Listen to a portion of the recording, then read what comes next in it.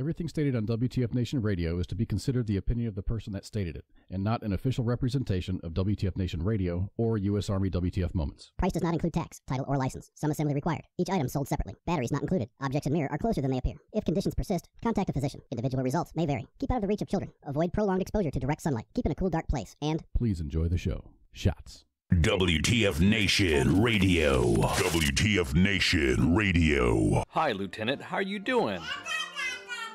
Aw, did you find your land nav point, Lieutenant? Good job, Lieutenant. You get a Expert Action Badge. Put on your uniform right? Expert Action Badge. Show up to work on time. Expert Action Badge. Qualify on your weapon. Expert Action Badge. Badge of Action. Find your guidon. Expert Action Badge. That's right. Just doing your noble warrior task and drills, you get a Expert Action Badge. each item sold separately. Batteries not included. Objects in mirror are closer than they appear. If conditions persist, contact a physician. Individual results may vary. Keep out of the reach of children. Avoid prolonged exposure to direct sunlight. Keep in a cool, dark place. And please enjoy the show. Shots. Shit in a bag, Pogue. Badge of Action. The voice of U.S. Army, WTF Moments. This is WTF Nation Radio. Action Badge. Broadcasting live from the basement of the Pentagon. This is WTF Nation Radio. Good afternoon, nation. Jesus. I don't know how I got the taco truck into the basement of the Pentagon, but you know what? It was a miracle of madness. It is I, KJ, and this is Jose's Taco Truck, driving around the basement of the Pentagon and the Functional Veteran Center of Excellence. And I'm just going to hop right into it. Fucking medics, y'all fucked us, man. Y'all fucked us. God damn it, medics. Longest time. Drink some water, I'm going to give you some ibuprofen. Drink some water, I'm going to give you some ibuprofen. Drink some water, I'm going to give you some ibuprofen. And guess what? Ibuprofen linked to male infertility, study says. Well, my lovely set of viewers, you can't see my face right now, but I am staring with so much hate in the direction of Fort Campbell. Of fucking god damn it. Because this explains a hell of a lot. All right, let's get in the article. We're going to start this off real fast. Ibuprofen has a negative impact on the testicles of young men, a study published Monday in the Journal Proceedings of the National Academy of Sciences found. Young men. When taking ibuprofen in doses commonly used by athletes, a small sample of young men developed a hormonal condition that typically begins, if at all, during middle age. This condition is linked to reduced fertility. God damn it. God damn it. Now I know why there's so much fucking ED and fucking all those other things pushed on us. In your early 20s, you're sitting there begging for ibuprofen and water, and then in your 40s, you're getting Viagra. We solved the great, massive ED issue. Now we just need to replace ibuprofen with naproxen, and then we'll wait for the next one. I can see it now. We replace ibuprofen with naproxen, and there won't be as much Viagra in 20 years. And then the whole, well, the military issues so much erectile dysfunction and fertility drugs for men, and I don't know why we can't have trannies in there. Yeah, that argument will go away pretty quick. But continuing on in the article, Advil and Motrin are two brand names for ibuprofen, an over-the-counter pain reliever. CNN has contacted Pfizer and Johnson & Johnson, the makers of both brands, for comment. They ain't gonna comment. The Consumer Healthcare Product Association, a trade group that represents manufacturers of over-the-counter medications and supplements, supports and encourages continued research and promotes ongoing consumer education to help ensure safe use of over-the-counter medicines. Now, I don't know about you, but I kind of rely on ibuprofen. Well, now I rely on fucking naproxen, but shit. If I can't have kids in 5-10 years, I don't want to do it. God damn it. The new study is a continuation of research that began with pregnant women, explained Bernard Jagot, co-author and director of the Institute of Research in Environmental and Occupational Health in France. Chagall and a team of French and Danish researchers have been exploring the health effects when a mother-to-be took any one of 3 mild pain relievers found in medicine chests around the globe: aspirin, acetaminophen, also known as paracetamol and sold under the brand name Tylenol, and ibuprofen. This early experiment, published in several papers, showed that when taken during pregnancy, all 3 of these mild medicines affect the testicles of male babies. Great. So mommies, please don't take please don't take these when you're pregnant. Testicles not only produce sperm, but they secrete testosterone, the primary male sex hormone, you think. All 3 drugs then are anti-androgenic, meaning they disrupt male hormones, explained David M. Christensen, study co-author and a senior scientist in the Department of Neurology at Copenhagen University Hospital. The 3 drugs even increase the likelihood that male babies would be born with congenital malformations, Christensen noted. Tringale noted that pregnant and nursing women should always ask a health professional before using medicines.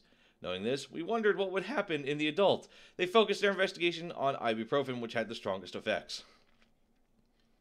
They recruited 31 male volunteers between the ages of 18 and 35. Here we go. Of these, 14 were given a daily dosage of ibuprofen that many professional and amateur athletes take, 600 milligrams twice a day. This 1,200 milligram per day dose is the maximum limit as directed by the labels of generic ibuprofen products. The remaining 17 volunteers were given a placebo. For the men taking ibuprofen, within 14 days, their luteinizing hormones, which are secreted by the pituitary gland and stimulate the testicles to produce testosterone, became coordinated with the level of ibuprofen circulating in their blood. God damn it, medics. Y'all got a lot to answer for yourself. Does this translate to an automatic 50%? I don't know, Hunter, but holy shit, the VA is going to have a whole slew of, I took so much fucking ibuprofen in the goddamn army, I can't have fucking kids now. But that's actually a valid point, is, does this translate to ratings in the VA? And I would have to say, yes. Think about it. A lot of people would rather wait to have children. And some people are willing to wait until their late 30s, early 40s. And I can understand it for whatever your reasons are. Imagine you're a prior service, you've been pumped up with ibuprofen for 5, 10, 15, 20 years. You start to have kids and you can't. Well, you can't sue the medic. But when you get out, your cause for infertility, according to this study, if you're a guy, is ibuprofen. Shit. The VA is going to have a field day with this one. And they start handing out testosterone shots. I see DMAX saying that in the chat. They start handing out testosterone shots. That's a short-term solution. That's a short-term solution. And Viagra, all it does is help you keep it up. I don't think Viagra is really used to combat infertility. Continuing the article, this hormonal imbalance produced compensated hypogonadism, a condition associated with impaired fertility, depression, and increased risks for cardiovascular events, including heart failure and stroke. What? Impaired fertility, depression? I think we may have found a beginning to a problem with our current medical side of, being in the military and being in the vet. Pills are not always the answer. This is where I'm going to argue my East meets West. So many times, like, I went to a medic. I was like, hey, I had a serious issue with my shoulder. I ended up dislocating it. I didn't get it properly treated because I'm an idiot and I was trying to be hardcore infantry. Medic, eventually I relocated it, put it back in its socket. Still hurt like a bitch. Didn't get properly set and all that shit. I ended up on fucking naproxen. A lot of naproxen. Then, at the time, my wife, who was a close friend of mine and my ex's, my wife, I would go to her for a massage, and I just realized I just need a regular massage. And twice a month, I would drive to Nashville, get a massage, and move on with my life. East meets West. Stop giving pills, because these pills now are increasing impaired fertility, depression, and increased risk for cardiovascular events, heart failure, stroke. That's fucking horrifying, just from something like ibuprofen. Jesus. For the small group of young study participants who used ibuprofen for only a short time, it is sure that these effects are reversible. And that's great. You know, I don't know how long they did the testing. I don't know if it was over 6 months or 3 months or even a month. But what I do know is that the infantryman or the supply clerk or whomever that's in the army that is having chronic pain and is going, is taking ibuprofen every morning or whatever, or that even that E8 that's taking ibuprofen and Bengay every morning. This is now a thing, and I know future studies they're going to do future studies and cross-reference and try to replicate the see if they can replicate the conditions and the answers and the findings. But hypogonadism, hypo is never a good thing. Well, hypo or hyper is never a good thing, but hypogonadism with impaired fertility, depression, that worries me, especially with the military community.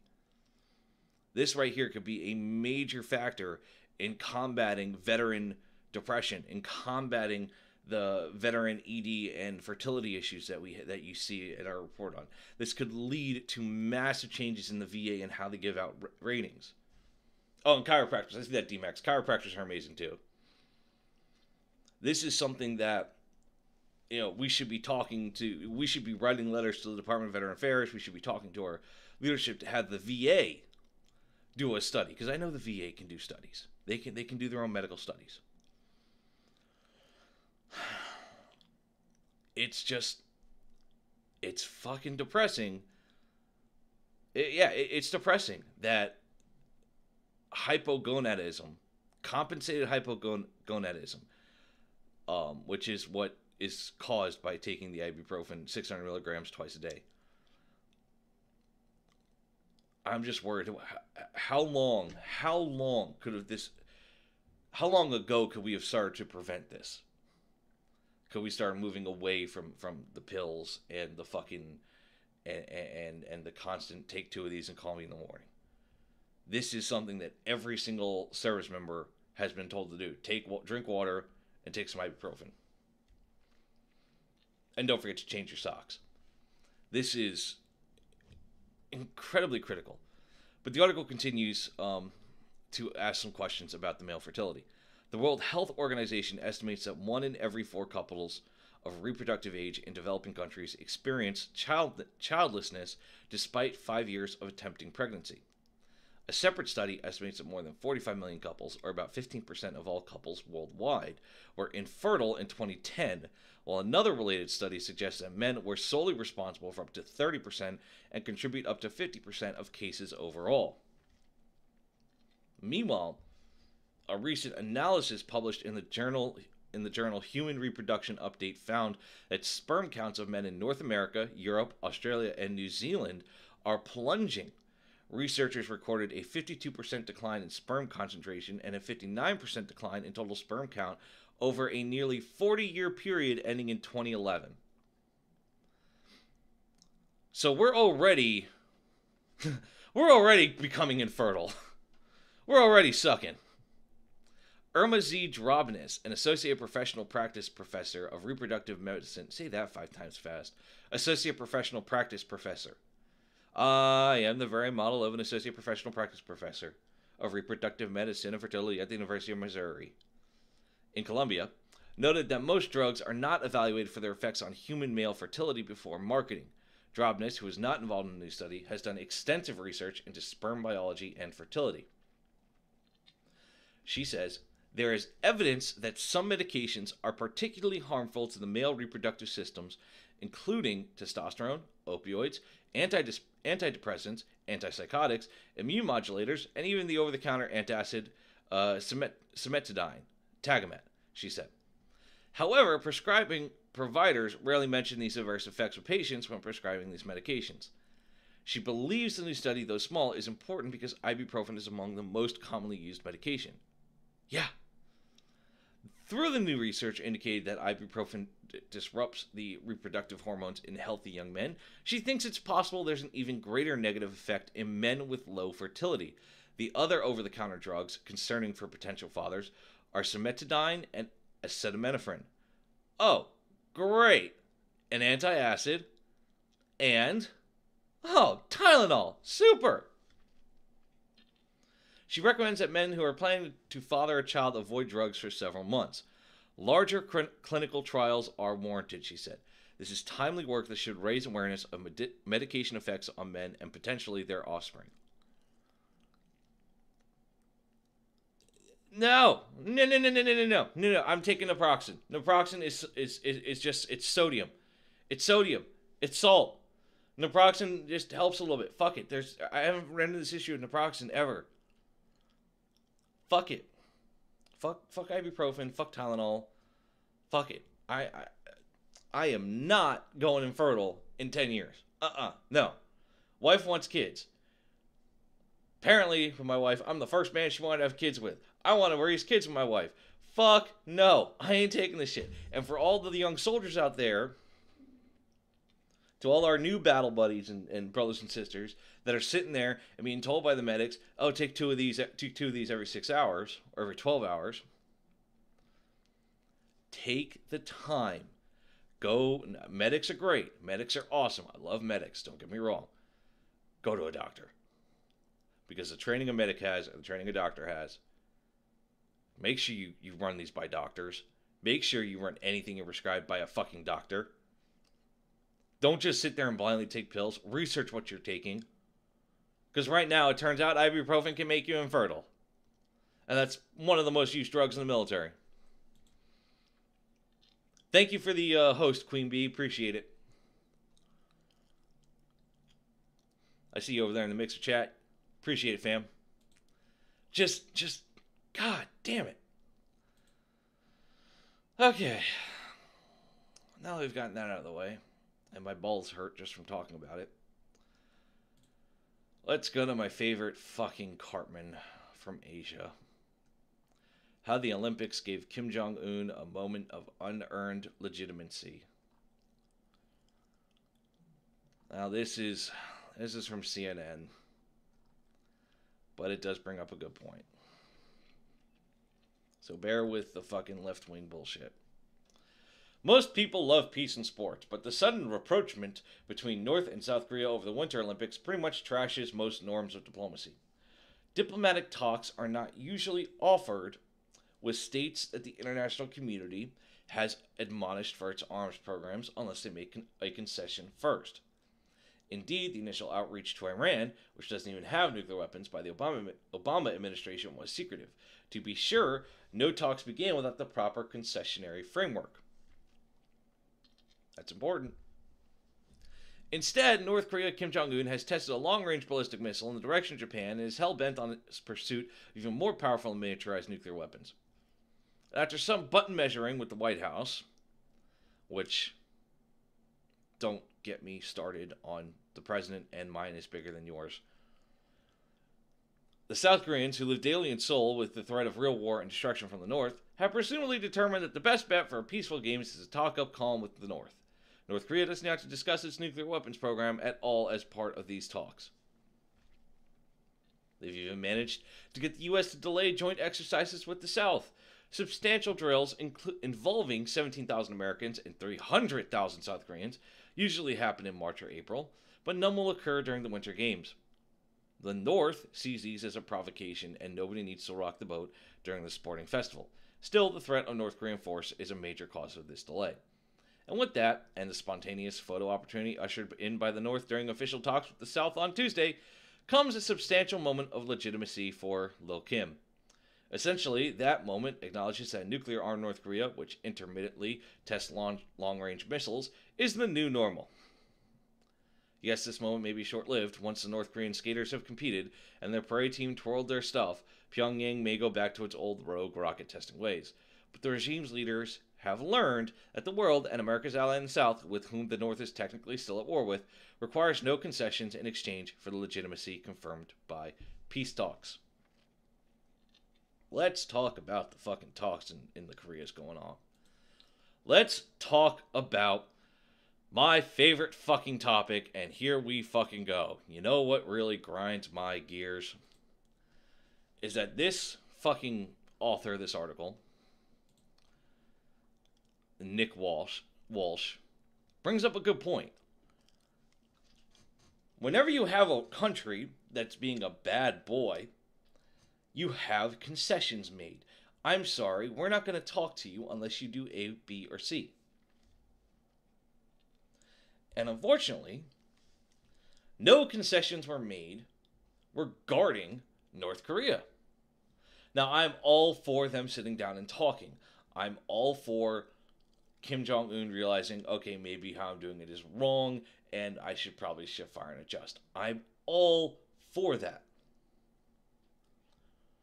But the biggest issue, and don't get me started on the butt measuring, the biggest issue is that they're still testing missiles. They're still working on their nuclear program.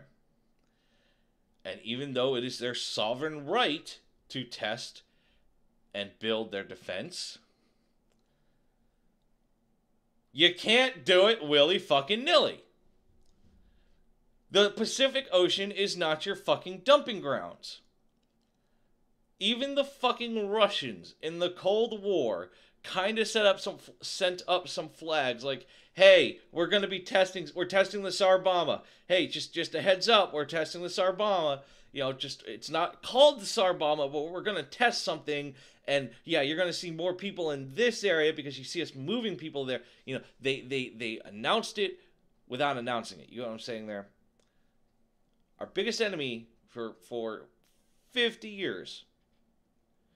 There's a lot of movement there. There's a lot of scientists. There's a lot of this. Okay, they're about to test something. Okay, cool. Appreciate it, Russia.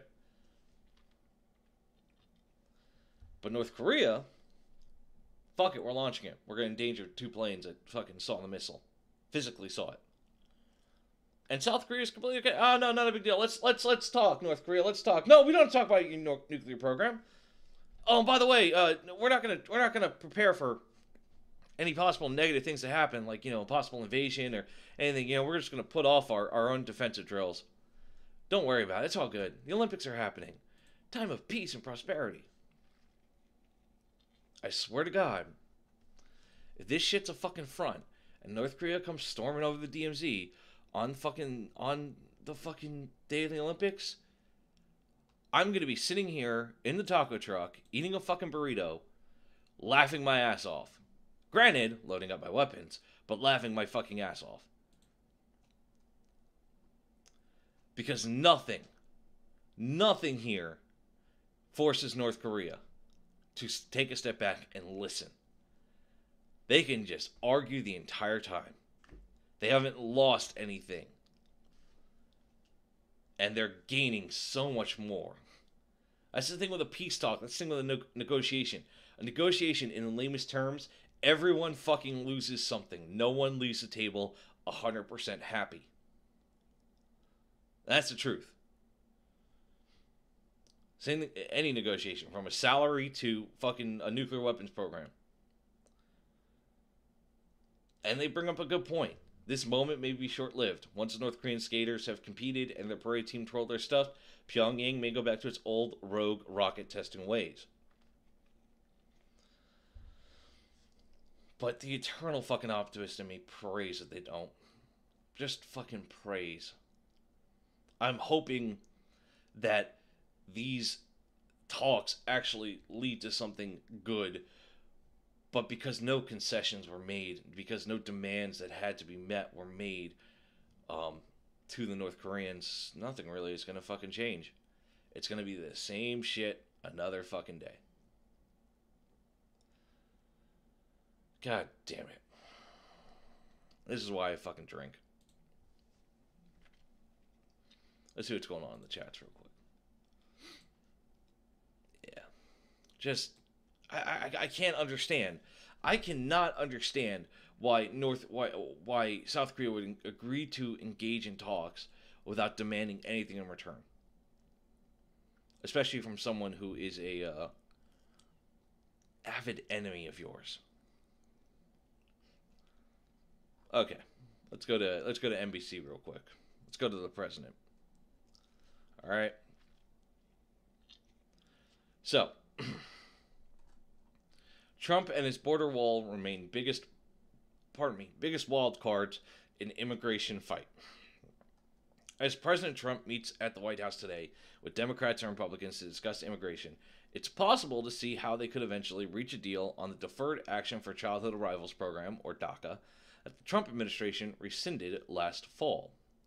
The deal, Democrats with leverage to use in the upcoming spending fight, because Republicans will need 60 votes to pass anything in the Senate, get to permanently protect the some 700,000 DACA recipients in exchange for increases in border security and some changes to immigration law. And that could include funding for Trump's border wall or something approximating it. The challenge is, could Democrats support anything coming close to funding for a border wall? If not, how much leverage do Democrats really have, and how united are they?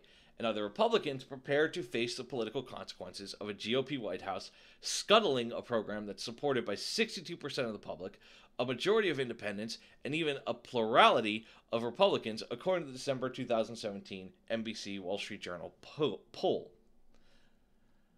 But the biggest challenge of all might be this. What exactly does Trump want here? Because he's been all over the place on this issue. For example, the Dreamers, the DACA. This is a Meet the Press. This is an excerpt from Meet the Press in August 2015. The interviewer is Todd. Trump is Trump. Todd, you'll rescind the DREAM Act executive order, the DACA. Trump, we have to make the whole new set of standards, and then when people come in, they have to come in. Todd, you're going to split up families. You're going to deport children. Trump, Chuck, no. We're going to keep the families together. We have to keep the families together. Todd, but you're going to keep them together out. Trump, but they have to go. September 5th, 2017, Attorney General Jeff Sessions. I am here today to announce that the program known as DACA that was effectuated under the Obama administration is being rescinded. The effect of this unilateral executive amnesty, among other things, contributed to a surge of unaccompanied minors on the southern border that yielded terrible humanitarian consequences. It also denied jobs to hundreds of thousands of Americans by allowing those same jobs to go to illegal aliens. And Trump, on September 5th, 2017, Congress now has 6 months to legalize DACA, something that the Obama administration wasn't able to do. If they can't, I will revisit this issue, which is a tweet he sent out on September 5th. And on September 14th, he tweeted again, no deal was made last night on DACA. Massive border security would have to be agreed to in exchange for consent, would be subject to vote. The wall, which is already under construction in the form of new renovation and old and existing fences and walls, will continue to be built. There is just constant rhetoric between President Trump and his tweets about DACA. So, what does that mean? What does this all fucking mean? What does this mean for the country? What the fuck does this mean for our fucking budget? Well, I, for one, and you've all heard me say it before, I support DACA. I support DACA wholly, 100%. I support that, and it's even according to our laws, minors are not responsible for their actions. The parents are responsible for what the minor does. And that acts in reverse. The child is not responsible for what the parents do. So if you come here illegally and you bring your 4, 5, 6, 7-year-old child, yeah, that child should not get punished. I think DACA is brilliant because that child did not have the physical or the mental means to resist moving, to resist illegally immigrating. So DACA is an excellent program which allows these children to become U.S. citizens. However, with that being said, it's not a perfect policy. It's not the best thing in the world. It needs to be worked on. There needs to be a one and done clause added to it, or if you fuck up once, you're done. Bye-bye. I don't mean like, oh, you missed out on some paperwork by a couple days. I mean, like, you go to prison. You commit a crime. Bye-bye. Which, it's already in there, but it's very hard to enforce. And a lot of these recipients are in those quote-unquote sanctuary cities, which should be there as stepping stones to help people become citizens and make it easier for them to become legal citizens. And for those who legally immigrate, should be the first stop, so that if they immigrate and they want to become citizens, oh, it's an easy process. Hey, go to Dallas, go to Los Angeles. Here's what they have you do. Don't worry about it. You got this going for you. But if you illegally immigrate, it should not apply to you. With that being said, Trump's going to lose on this immigration thing. 60 votes to pass anything in the Senate. 60 votes. That means that the Republicans need not only what they have, but what the Democrats have. And DACA is something that all the Democratic Party is fighting for. Because it's just wrong. You can't punish children. What's up, Doc? You can't punish children for what their parents did. I don't get punished for fucking what my grandfather did. My mother didn't get punished for what my grandfather did, or his father, or his grandfather, or so on and so forth. Why punish children for their parents' fuck up? And even further, these children who can become legal immigrants under the DACA can then get their parents proper grammar. Their parents can become legal residents or citizens.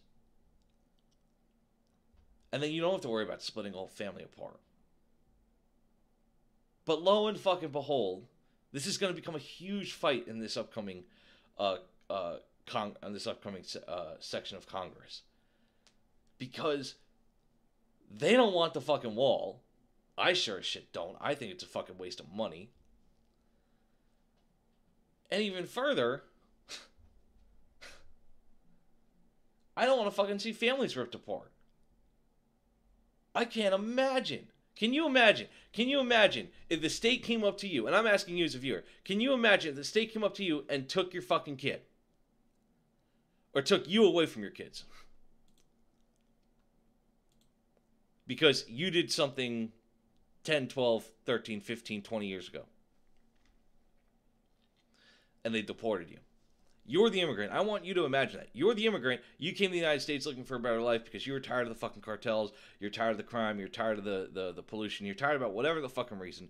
You came to the United States. The only way to get in here was illegally. I get it. You performed an illegal act. That is your only illegal act you have performed. That you came to the United States illegally. You took your children. You find out your child has a way to become a legal citizen so that he or she cannot get kicked out of the country. And then you get kicked out of the country. You lose your children. No fucking parent is going to be okay with that. No parent is going to be okay with leaving their kids behind. 700,000 DACA recipients. So in my mind, we'll go with the standard family of 4. So that is, in total, 700,000 DACA recipients. Those are the children. And we'll say each one of them is a unique child with their unique set of parents and has a sibling.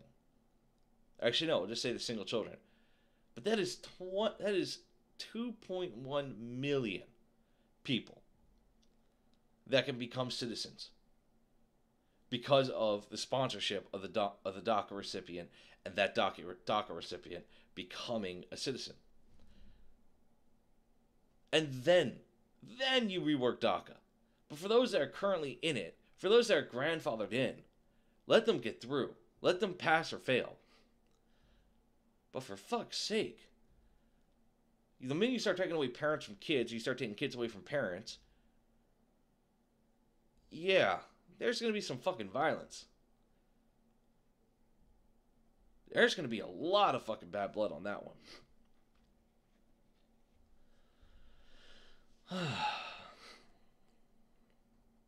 It's just a...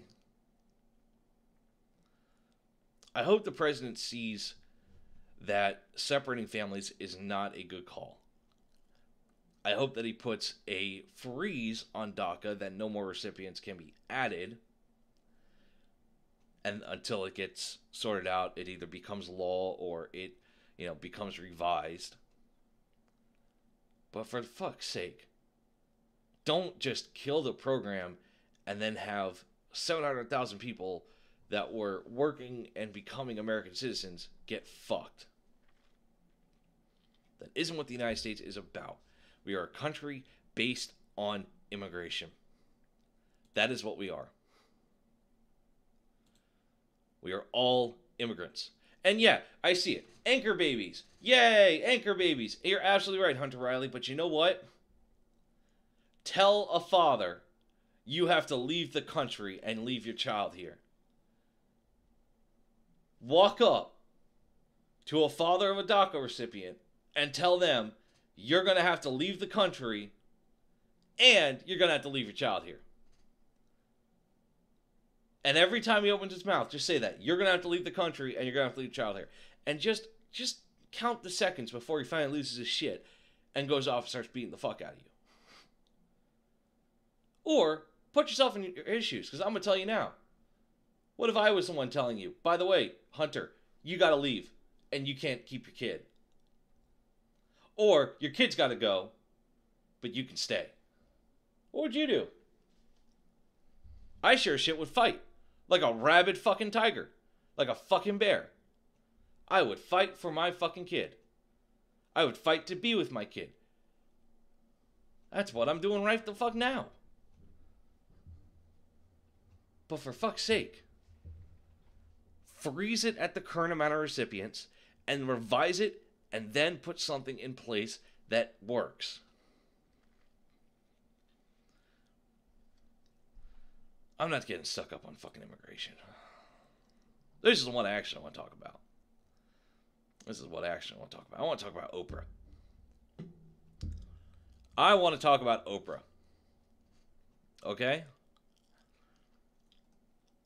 The day after Oprah Winfrey delivered a speech that thrust her into the conversation about the 2020 presidential race, Democratic strategists and activists largely agree it's not crazy and she could win. Okay. Now, I've heard her comments about previous generations and how some of them are still have prejudices, and she's not just talking about white people. I've heard the interviews. I've spent a lot of time before I was going to talk about this, researching and studying and learning and trying to figure out what platform she stands on. Yeah, she's a Democrat, but she's not a liberal. And that's the point I want to make here. If Oprah Winfrey ran for the presidency, I can see Oprah doing better than 90% of politicians. Better than Trump. And honestly, I think Trump just did it for the last, and all of a sudden he's just left with the fucking presidency in his life going, oh, fuck me. Because where does she stand on the issues? She's for families. And not just fucking mom and pop and fucking, the conservative. She respects the conservative decision and the lifestyle. But all of it. She respects Americans. And okay, yeah, she got caught up in the Me Too movement. And a new day is on the horizon during the Golden Globes, as she said. But man, she has tact. Oprah Winfrey, has the ability to fucking hold a crowd and be respectful. Whereas we're seeing with President Trump that he's he's very abrasive, which I don't mind. I appreciate his abrasiveness. I'm very critical of it, but I appreciate his abrasiveness. It's refreshing to find our president calling people out for failures, but at the same time, it's also depressing that if you don't agree with them, you're automatically a fucking loser or a fucking insane or whatever. And the fuck would they leave the kid here? Because that's what DACA's doing. That's what repealing DACA would do. One of the provisions in DACA is that you keep your family. You get to keep your family here while you're in the process. And yeah, it's an anchor baby. But if you repeal DACA, or you repeal that part of it, no parent is going to want to leave their child. And border law is already a law that Democrats voted for, and now they do not want it. Where's that law? Trump, border. We're going to go back to the border. We're going to go back to immigration. Border wall law. Secure Fence. Are you talking about the Secure Fence Act of 2006?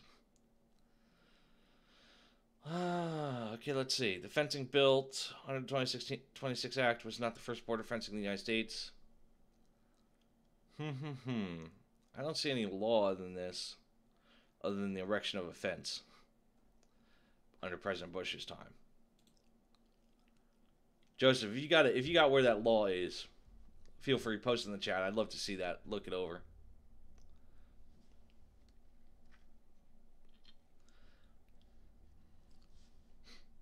Oh yeah, I see y'all saying DACA is bullshit. Oprah says she isn't running in 2020.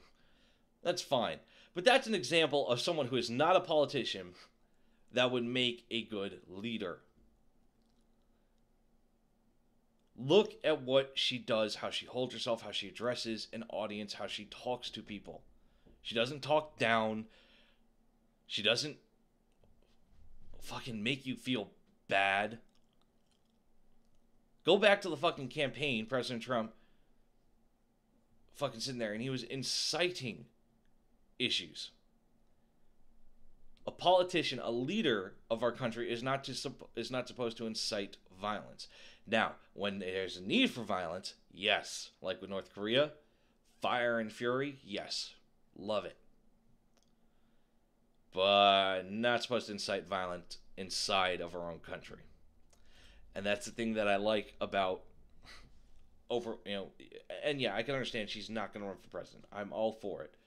I'm for her she doesn't. I'm for her she does. But what I can say is that the qualities that she presents now is what we should always be looking for in any person running for office. She's humble. She addresses the crowd appropriately. She's not only there's an exclusive inclusivity with her. You get what I'm saying by that? It's she exclusively makes you feel as part of a bigger thing. And many other presidents have done that. From Roosevelt to, Franklin Delano Roosevelt to JFK to Ronald Reagan. He made you feel part of the big picture. He included you exclusively. He exclusively talked to you, the individual. These are excellent qualities of a leader. Now, I'm not trying to suck Oprah's dick here. I'm not going to sit there and say, oh my God, she's got all the experience and blah, blah. No, because she doesn't.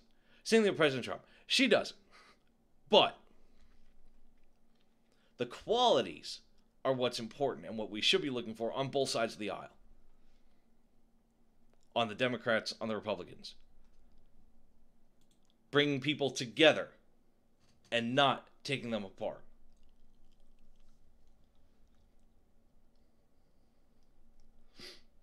They don't want to spend money on it. They don't care if it's kids, and they want money so much hate.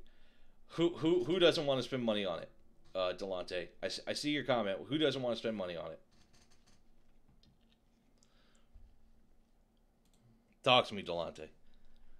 Better yet, do me a favor. Try to call the show real quick. Call the show now at 415-889-8367. Call the show. I want to hear your opinion. I want to hear your opinion about DACA. I want to hear your opinion about the qualities of leadership that Oprah's displaying. Fuck North Korea. We're not talking about North Korea. It's the same fucking story every week. They fucking, until something happens or we actually start a war, or they start a war, we're not talking about North Korea.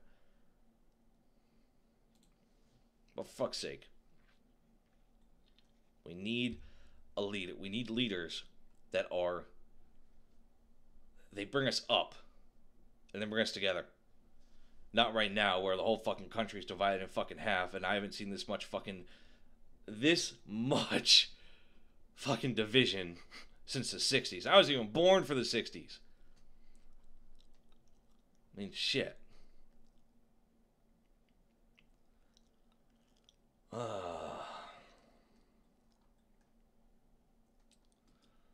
Let's hear what you have to say. Try calling the show now. Call in. I'll get you in here. We'll talk about Trump and his wall in DACA. Oh, Congress? Oh, no, Spencer. I'm going to try to spend as little time talking about North Korea this week. I past 3 weeks in a row was just North Korea. I don't want to fucking talk about North Korea anymore. I'm fed up with them.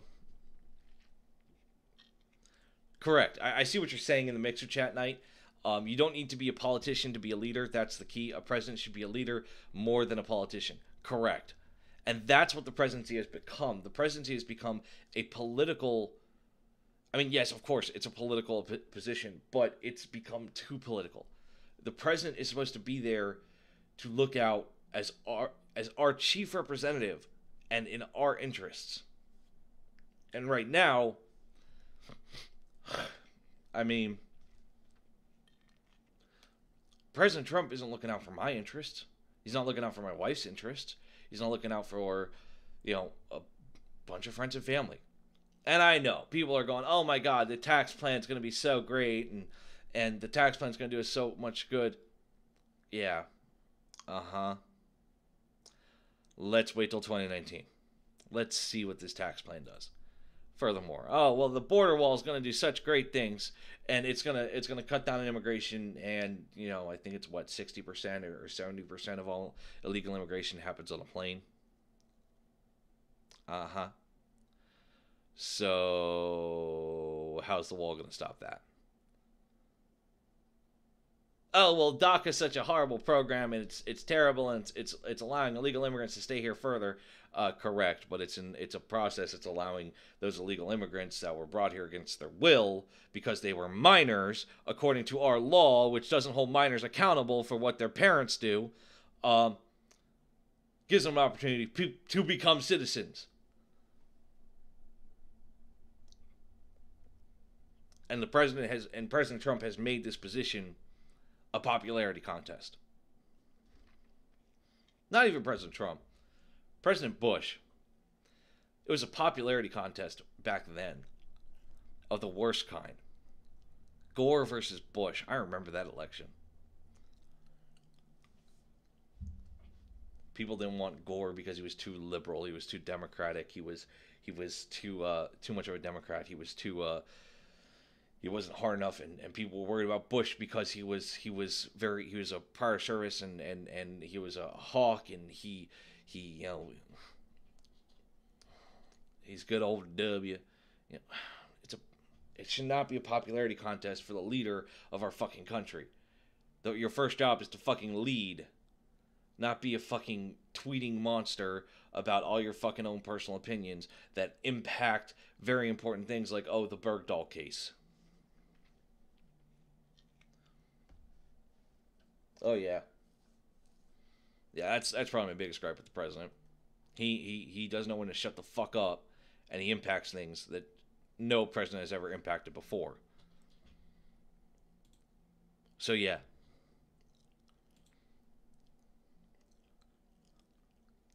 Yeah. No, not even dig in. Seriously, you want to talk immigration? You want a harsh reality of immigration? Here's a harsh reality. Not 60 to 70% of all legal immigration happens through a fucking plane. They fly. Everyone has this fucking retarded fucking belief of, they sit there, they hire a coyote, and they walk across the countryside, and they get to the border and climb the wall and jump over into America.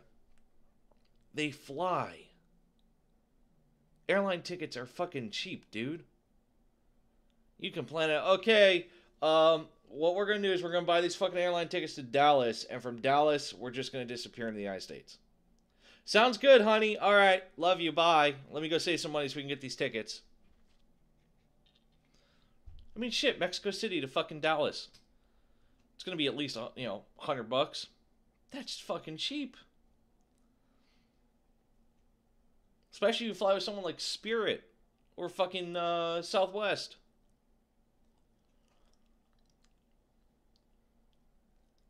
Of course, fucking, they will dig in. The wall isn't going to stop anything. You're right, it isn't going to stop anything. All it's going to do is have a giant fucking structure on our southern border that's going to drain resources and money.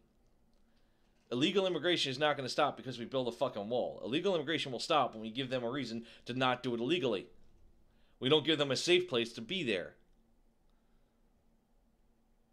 We make it more available for legal immigration. Do you know how many fucking immigration courts are in the U.S.? There are more fucking McDonald's in the U.S. than there are immigration courts. There are more locations for a fast food chain than there are immigration courts. So people that want to come here, people that want to become American citizens, have fucking just no chance.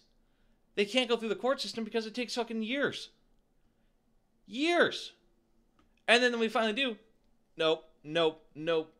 Very rarely do you hear a good story coming out of the immigration courts. Why? They're fucking overburdened. Like our public defender's office. Don't get me started on the public defender's office. We have a misconception that we are the only intelligent country all around the world. People can create false papers. True, but false papers are not... False papers are not as much of a big deal as immigrant. I mean, shit. You can go to fucking Tampa Bay. I can tell you this from experience. You can go down to St. Petersburg and Tampa Bay. You can go fucking. There's a couple dudes right there right there by the fucking water. $500 gets you a whole fucking booklet of fucking papers.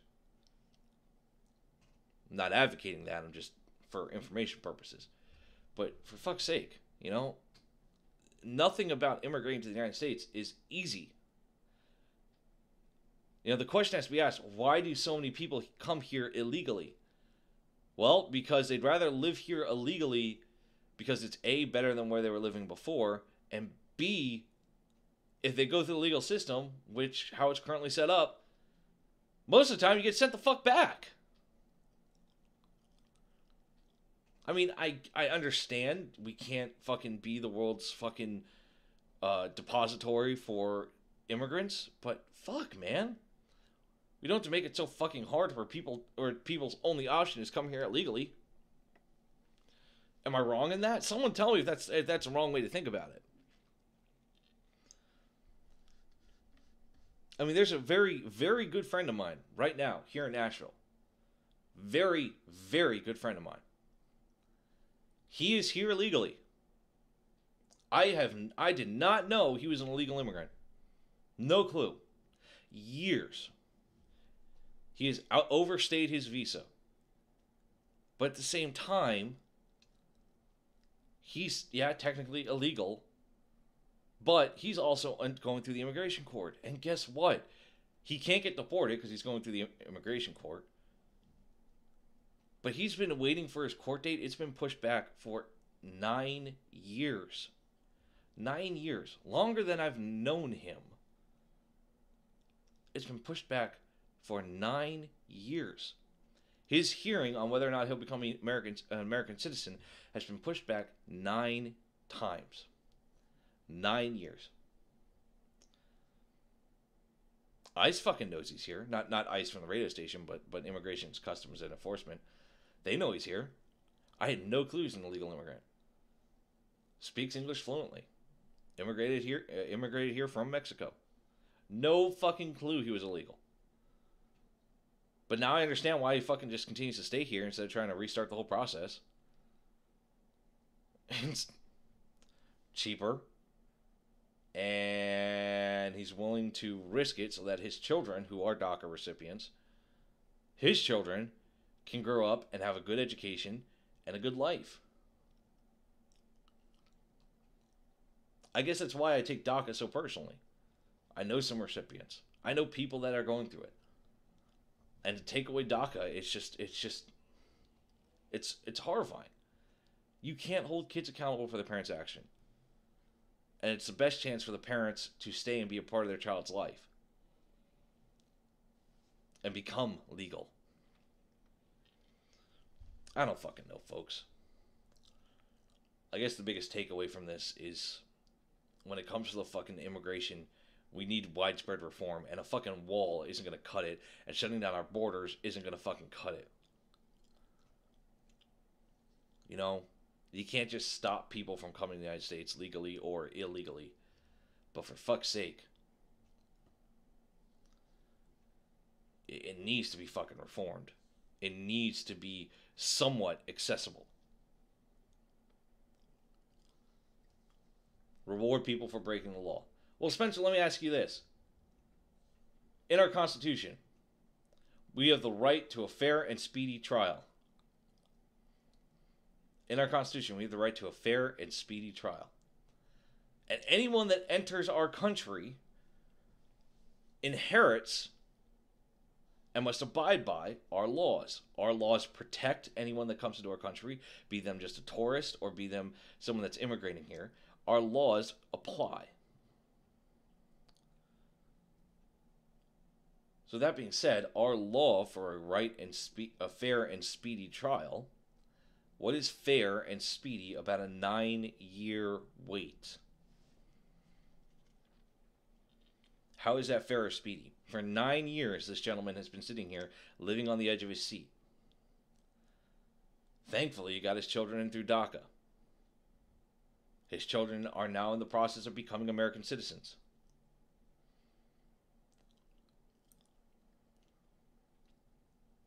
So, that was thankfully gone through fair and speedily. But where is his fair and speedy trial on whether or not he's going to be an American citizen? When he immigrated here initially and followed all the legal procedure for it, and then 9 years later, he's still sitting here waiting, and now he's outstayed his visa. So technically, all they have to do is say, no, you're not allowed to become an American citizen, and then officially he is an illegal immigrant, and officially he can get deported. And then he gets told, oh, well, we got to take you back to Mexico, but your kids get to stay.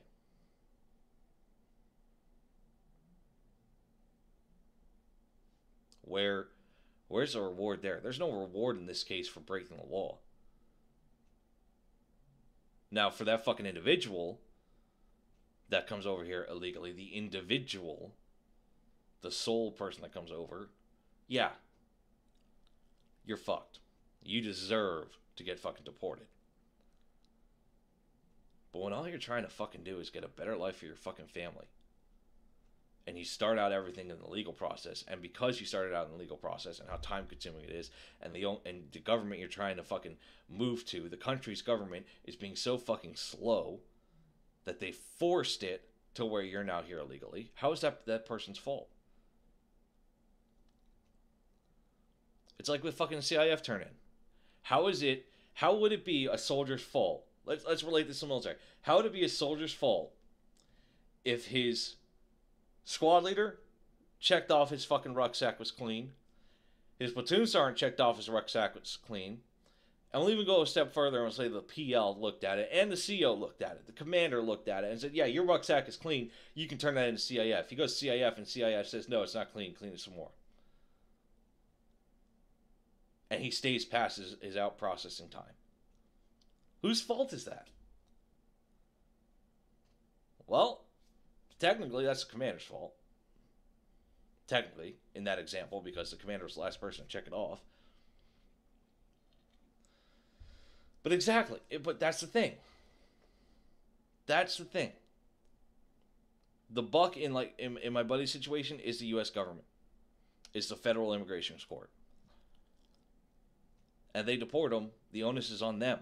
The fault is on them because they failed. They failed the system. Just like in that example of CIF, the owner would be on the commander. He failed the soldier to prepare him to go to CIF and turn in that rucksack. It's not a pretty fucking comparison. It's very, very, very loose. But that's the harsh reality with the immigration system today. We are failing people here who want to come here legally, and the only option we're giving them is illegally.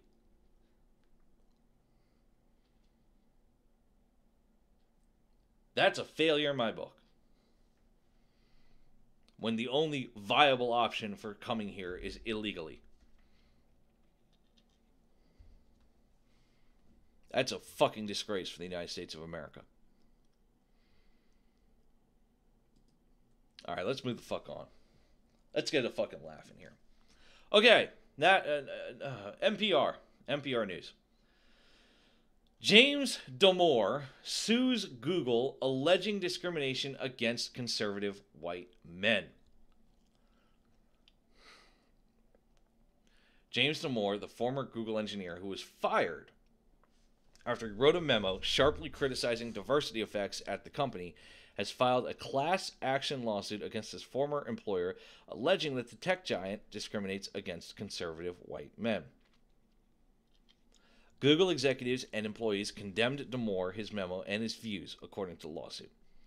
Damore also says he was laughed out, personally insulted, and attacked before ultimately being fired. Damore is joined on his suit by David Goodman, a former Google employee who was fired in December 2016.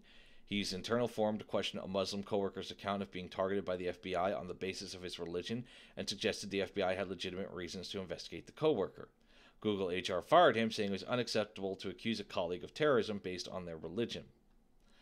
Goodman had also been previously cited by HR, according to the suit, after he saw a female Google manager's advice on how white men should respond to statements about bias and compared it with something slave owners would have written for their slaves to help them understand how to interact with their masters.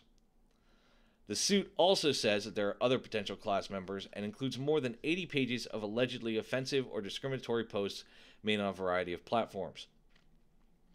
The first item under anti-conservative postings was anonymous Kermit T. meme reading, "I think all of Trump's supporters are deplorable for backing an openly racist candidate, but that's none of my business." Under anti-Caucasian postings was an anonymous comment telling white male and or straight people, "There are times to just shut up and listen, try for some empathy, you'll learn a lot." Damore, Goodman, and other class members were ostracized, belittled, and punished for their heterodox political views, the lawsuit states, and for the added sin of their birth circumstances of being Caucasians and or males.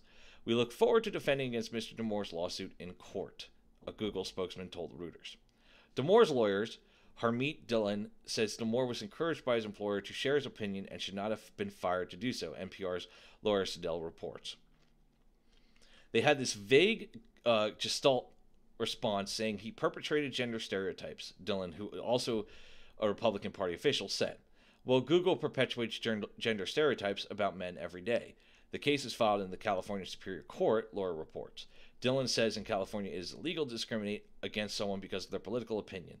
Race and gender, meanwhile, are protected classes under both federal and state law. When Damore was fired, Google CEO Sundar Pichai said that Google employees can express themselves, but that doesn't mean anything goes, Laura notes. Damore memos on Google's diversity efforts sparked immediate uproar when it was made public, not for the most part because of his criticism of bias and silencing of viewpoints at Google, but because of his repeated suggestion that women are biologically less suited for challenging tech jobs. Jesus fucking Christ. In the memo, Damore asserts that innate differences between men and women may explain why we don't see equal representation of women in tech and leaderships. Specifically, asserts that women are, on average, because of biological factors, more cooperative, more neurotic, and less driven for status, making them less qualified for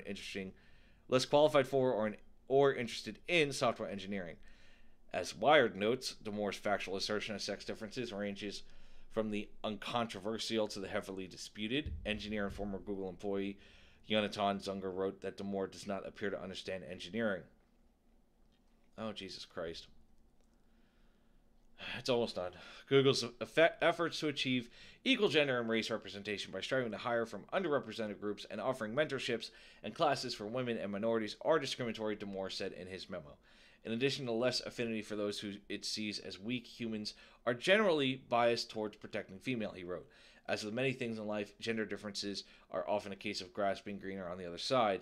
Unfortunately, taxpayer and Google money is spent to water only one side of the lawn.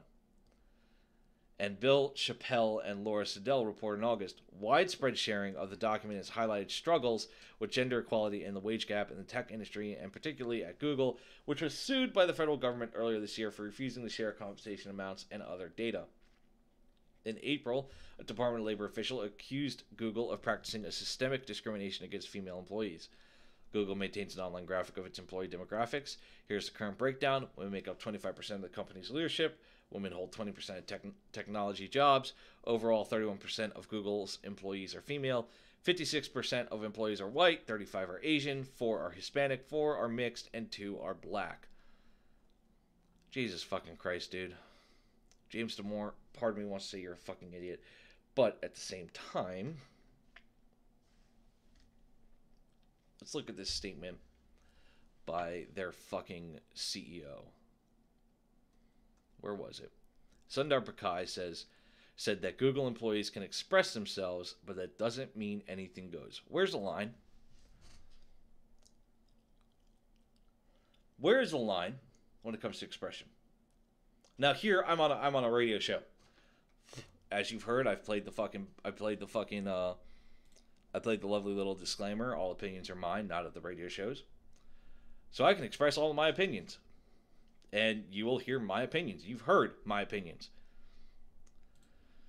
But when you say that Google employees can express themselves, but that doesn't mean that anything goes, where is that line? And you should have put that out in the first place. You done fucked up, Google, and you're going to lose this lawsuit, and I'm going to tell you fucking why right away.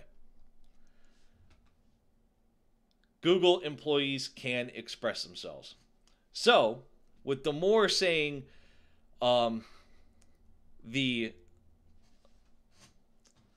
here we go, the gender differences are often a case of grasping greener on the other side, blah, blah, blah, blah, blah. Humans generally biased towards protecting females.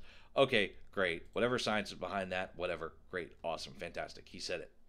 But because you didn't issue a clear-cut fucking line of what you can and can't say at work. Now, I understand you can't say anything sexist, you can't say anything racist, you can't fucking infringe on people's religions, you can't, First Amendment, freedom of religion, freedom of speech, great.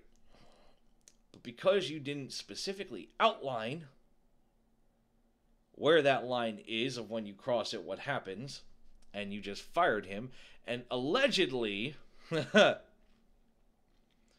people were disparagingly commenting by using memes and fucking postings anonymously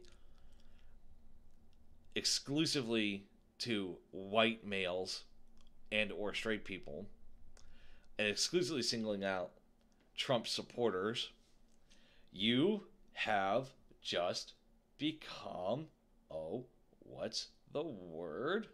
Discriminatory. The minute you single out a singular group, you are discriminatory. And let's call a spade here. I am discriminatory against stupid people. I am discriminatory against stupid people. If you do something stupid, I will call you out on it. I will sit there and I will comment on you and I will call you out. And it's probably why I'm so fucking harsh on the president, because 90% of what he fucking does is retarded in my opinion.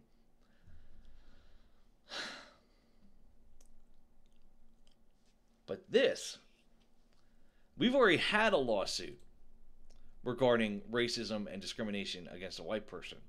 That was between a school, a historically black college, firing a white professor, and how her standards were much higher and different from the standards of other professors.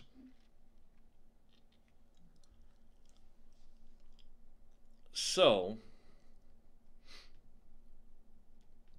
one of the biggest issues here in that case was that when they fired her, and it was won in the courts, it was determined that it was based on her race and from memos that were sent, and memes and jokes and shit like that. They were used as evidence. Google's about to get hit hard because they didn't protect this gentleman, James Damore, from being discriminated upon for his beliefs, which could include religious and political, from his race, and from his sexuality. And furthermore, we'll look at this other fuckboy, Goodman, who was fired in December 16. Internal forum to question a Muslim co-worker's account of being targeted by the FBI on the basis of his religion, and suggested that the FBI have legitimate reasons to investigate the co-worker. Nowhere other than on the basis of his religion But he suggested that the FBI had legitimate reasons. So, okay, I can see the email right now. I'm talking hypothetically. Well, yeah, don't you know that fucking Abdul's Muslim? The FBI may have a reason to investigate him.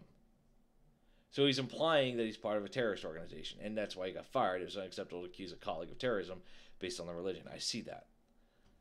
But the previous citation that a female Google's manager's advice on how white men should respond to statements about bias and compared it with something slave owners would have written for their slaves to help them understand how to interact with their masters.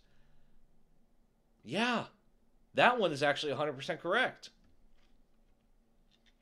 The minute you single out a group of people, you've discriminated. And that female Google manager's advice on how white men should respond to statements about bias, you're telling an entire section, an entire population of people how they need to respond and how they need to act. You done fucked up now. You just infringed on the First Amendment. Way to fucking go, Google. Of course, I'm saying this in the hypocrisy of me using Google Chrome and Google News and all that shit. But, you know, it isn't lost on me. I'm a fucking idiot as well. I'm not going to boycott just because of one fucking stupid thing.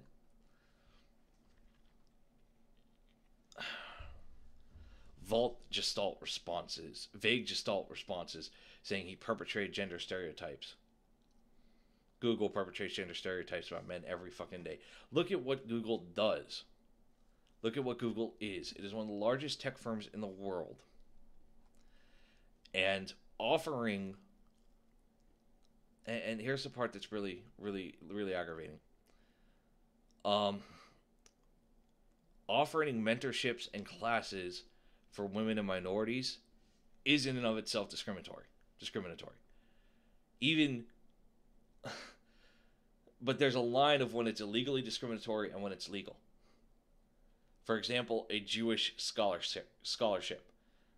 A scholarship from a Jewish organization to a Jewish student going to a college. That's fine. Because it's heritage-based. It's religion-based. If you're not Jewish, you can't apply for it. That makes sense. But when you're offering something that obviously gives a direct leg up, there has to be things available for other people. So in the case of that scholarship, there's also African American scholarships, like fucking Children of Zimbabwe. We'll fucking just use a random African country. You know, you can prove your heritages back to Zimbabwe, and you get $5,000. There you go. It's exclusive for people that are descendants from Zimbabwe citizens. But when you offer what Google did, offering mentorships and classes for women and minorities, you're excluding an entire group of people, the white men. That is, that's illegal discrimination. Because there's nothing, and I follow Google religiously, there is nothing for white dudes. There is nothing at all. And I know this sounds fucking borderline race and shit like that, but that's the harsh reality. You can't offer something for one group and not offer anything for another group. That isn't how equality works. Look how long it took for fucking women to have voting rights. That alone fucking pisses me off. And yes, I see the whole fucking scientific, the genders are different. You know, women are designed for this, and men are going to want to protect women and blah, blah.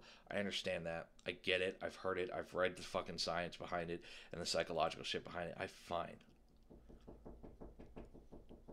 Cat, stop fucking with my door. Sorry about that. My cat's like just sitting on my door, just like, let me in. Esports Junkie, nice to have you here in the Mixer chat. Queen Bee, I see what you're commenting. Don't worry, I'll hop to you in a minute. But, where was I? I was about to shoot my cat. That's where I was. Yeah, the issue here is that when you discriminate against one singular group and you provide no alternative option for them that is equal to what the other groups are receiving, that is, discrimination. And I get the gender thing. I get the whole, men and women, they're not inherently equal scientifically because of this. I understand. I've read the science. I've read all this and the arguments and blah, blah, blah. And the harsh reality is part of it is true, and part of it is utter bullshit. There is no fucking reason why if a chick with the same fucking education as me and the same fucking qualifications as me should get paid $2 less than me. No, that's starting to fucking fade off. But on the other end of the harsh reality, if this is a job like a fucking working a garbage truck, and I gotta fucking lift fucking heavy shit all fucking day, and one of my qualifications is I was a professional bodybuilder for 10 years, and I won multiple competitions for bodybuilding, and then Jane Doe fucking applies as her first job. She's 18 years old and just fucking applies. Yeah, don't be surprised if I make $4 or $5 more than you because I'm used to lifting heavy things and throwing them. Because I'm qualified for the job. I hate the bigger tech companies. I hate Silicon Valley. I hate it. Because it's a cesspool of the current gender and identity politics. And at the same time, they're coming out with incredible technology, which is fantastic. iPhones and fucking Androids and the new fucking Razer Ornata system that you can dock your Razer phone into the laptop and you have a second touchpad and blah, blah, blah, blah, blah. But for fuck's sake, focus on making technology. Don't try to play gender and identity politics. It's not fucking fun. It just creates a headache for fucking everyone. And now you've got a lawsuit that potentially could ruin your fucking company. Correct.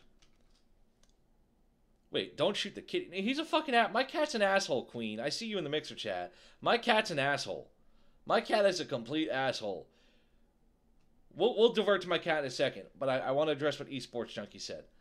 I'm a big fan of MLK's point of only being judged on one's character. This applied to all humans. It applies today. Martin Luther King Jr. said something brilliant, that you need to be judged on one's character.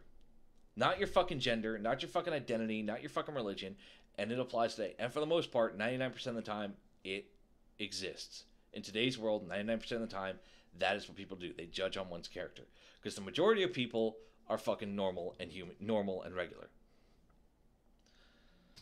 But, in the case of Google here, they judge based off of someone's political, someone's gender, things that you know, one thing you can't control, your gender. One thing you can't control, your race.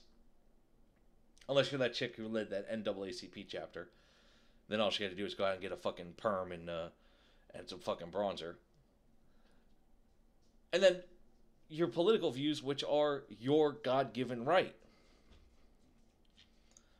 And Queen, this is just for you. My cat's an ass.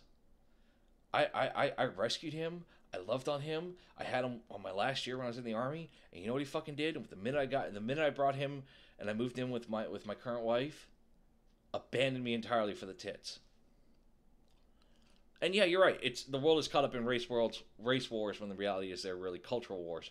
We're in a cultural shift. We have a new mindset coming in that is stating, oh, everyone needs to be respected and no one can be offended. And the majority is sitting there going, the fuck are you talking about? But we're going to move past fucking gender, politics, and identity. Who likes 7-Eleven? I like 7-Eleven. 7-Eleven is fucking awesome. I like getting the hot dog. I remember growing up in New York and stopping at 7-Eleven, getting some hot chocolate or coffee before going into school. And then in Utah, well, if you live in Utah, you might have hepatitis A. Health officials in Salt Lake County, Utah, are warning residents that an estimated 2,000 of them could have been exposed to hepatitis A at a local 7-Eleven convenience store. People who visited the location in West Jordan between December 26th and January 3rd could be at risk if they used a restroom in the store or consumed certain food items, according to the Salt Lake County Health Department. The possible hepatitis A exposure occurred when an infected employee worked while ill and potentially handled certain items in the store. The case is believed to be connected to a wider hepatitis A outbreak in the area that has been ongoing since August. Customers who used the restroom or consumed a fountain drink, fresh fruit, or food from the hot food case should contact the county health department to get information about receiving a preventative hepatitis A injection, the release said. Prepackaged items don't pose a risk of exposure. As of Monday, 256 people have been referred by the county health department to get an injection, according to CNN affiliate KSTU. Hepatitis A is a contagious liver disease caused by the hepatitis A virus and is most frequently transmitted by eating food or drinking water handled by someone who has not properly washed their hands. It can also spread by sex and illicit drug use. The symptoms include nausea, vomiting, fever, fatigue, and can take 15 to 50 days to appear.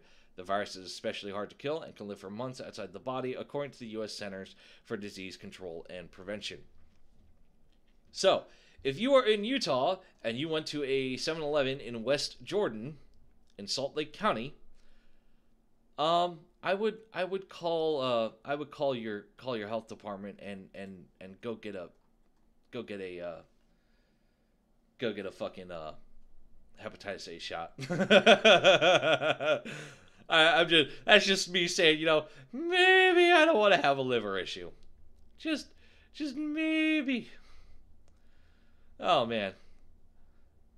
See, we don't have 7-Elevens here in Nashville. I miss 7-Elevens, though. Okay, so who wants to hear of a fucky for the FBI? Who wants to laugh at the FBI real quick with me? I do. Okay, so the FBI...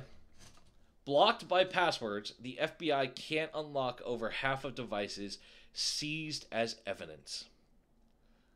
The FBI was unable last year to get access to the contents of more than half the electronic devices seized for evidence, a problem that is getting worse, FBI Director Christopher Wray said Tuesday.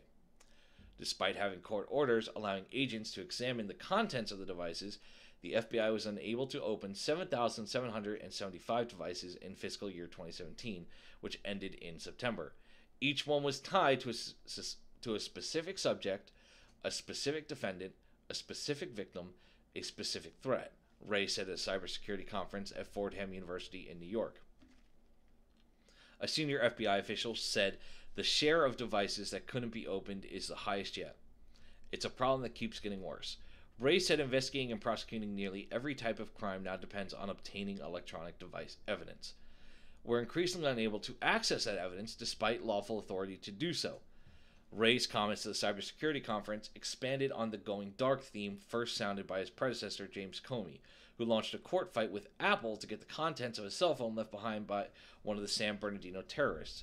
The FBI eventually opened the device using a technique developed by a private party. Wray said more criminals are using encrypted apps which allow communications that cannot be monitored or obtained by the FBI even with a court order. The FBI is not looking for a backdoor that would allow agents to obtain the contents of those messages secretly, he said. Instead, law enforcement wants the app developers to obtain the information when presented with a court order. While some technology experts maintain that developing a way into those communications is impossible, Wray said he is confident American innovation can find the solution. And he noted that in other countries, the tech industry is responding to demands for access to data, even though those countries lack the due process guarantees of American courts. I just cannot believe that such a paradox is something that anyone really thinks is the right way to go. All right, harsh reality is, if you have a phone and you're doing criminal activities, lock it. Boom. There you go. Solved your problems. If you're a criminal, lock your phone. Snapchat, WhatsApp, use those. But this leads to a huge problem in solving crime. Massive problem. Which is, in the case, I remember the San Bernardino case with the iPhones and Apple, and where the argument made by Apple was a very good one.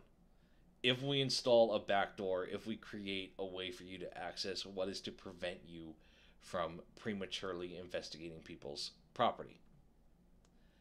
And constitutional amendments were referenced, and basically the right to the freedom from an unlawful search and seizure is one that comes to mind. I can't remember exactly which amendment this is. Someone will probably remind me that in the chats. But don't be giving criminal advice in the Mixer chat, Queen Bee. It's my job.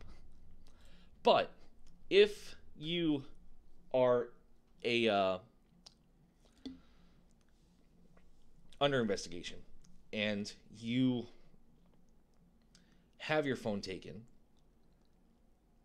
9 times out of 10 with those numbers, the FBI ain't going to get into it. And with that being said, how do we circumvent this? Because England doesn't have this problem. Germany doesn't have this problem. Sweden doesn't have this problem. If there's a criminal and they know that criminal uses his phone for all his criminal elements, they have ways to get in. So what is going on in the U.S.? Well, continuing the article, the complexity of the cyber issue has been eye-opening since he last focused on it 12 years ago as a Justice Department official. In an apparent allusion to President Donald Trump's recent Twitter attacks on the FBI, Ray said back then social media didn't really even exist. Tweeting was something that birds did. It's a little more on my radar at the moment. Wow, that was such a great end to the article. It lied to me. I thought I had more. The biggest issue here is that you are protected from unlawful search and seizure, as we all know. However, when it becomes legal, what's up, Josh? When it becomes legal, when the search and seizure is legal and they have the authority to do so, what, other than your own mouth and a lawyer, what needs to be done is it needs to be immediate of all those passwords, all those apps. They get stored by your cellular company, what you download, what you keep. And all that information needs to be handed over immediately. All of that stuff. And if your phone can't be unlocked, then it needs to, honestly, the most extreme method, and in this case an extreme would work, if your phone can't be unlocked, if you can't find encrypted data in our current evidence system, they can't use it.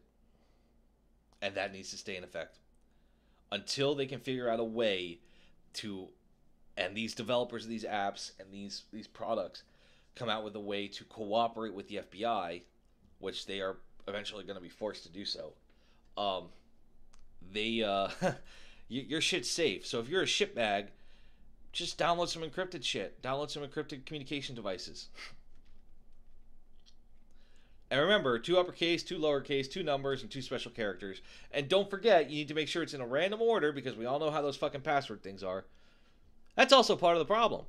App developers, website developers, etc., when they ask for passwords, you have to fucking step through all these hoops, and it's just, there's, God, so many combinations. I'm looking at my keyboard right now, and I'm trying to think of all the possible combinations, and it's just massive. I mean, there's an app I have on my phone right now that it matters if you use a certain keyboard to type in the password. If you use the standard keyboard that comes installed in your phone, it will not accept the password. But if you use a separate installed keyboard that is recommended, and the list is like 30 or 40 separate keyboards you can install, it will accept all of those passwords. It'll accept all the typing and the password from one of those keyboards. Well, if someone who's, let's say if I was getting criminally investigated, I'd be fucked. If they fucking decided, if I was sitting there selling, we'll say cocaine, I'm selling cocaine, and I just used that app just to communicate with everybody, I'd be fucked if they got in. But then I know I have the security if they have to figure out which one of 40 keyboards do I use, because I have all 40 installed. I have 6 gigs of keyboards on my phone. I'm paranoid about security. I got VPNs on VPNs. But it's just... And yeah, Hunter, good point. A long, easy-to-remember sentence is more secure than a short one with the special characters. Correct. But that's the problem the FBI is facing right now, which is the way passwords are set up and enforced, especially on apps that require encryption, or Snapchat, or WhatsApp, things that you send a text and it deletes it automatically. They can't get the evidence they need. One of the biggest cases that actually happened here in my hometown of Nashville, there was a case here where investigators, they caught the guy red-handed, gun in hand, poor woman naked, caught him red-handed. She tells the investigators she's had a restraining order put against him for months. He claims that he only received notification about this because they were going to add a separate charge, another charge onto it, and get him with violating the restraining order, which then would lead to the assault charge. The assault charge would have taken over. But they were going to tack this charge on for good measure. They couldn't tack the charge on because he claimed he only got it electronically, which is against Tennessee law. But you're supposed to deliver a physical and electronic. If you're going to deliver electronic, you have to deliver a physical copy as well. But because they couldn't prove or disprove that he didn't get it, they had to drop the violation of the restraining order. And then they had to actually file a charge against the lady for not filing it properly. Yeah, that was fun. But that's the issue with electronics. It's advancing at such an astronomical rate that law enforcement cannot keep up. My fear is that there's going to be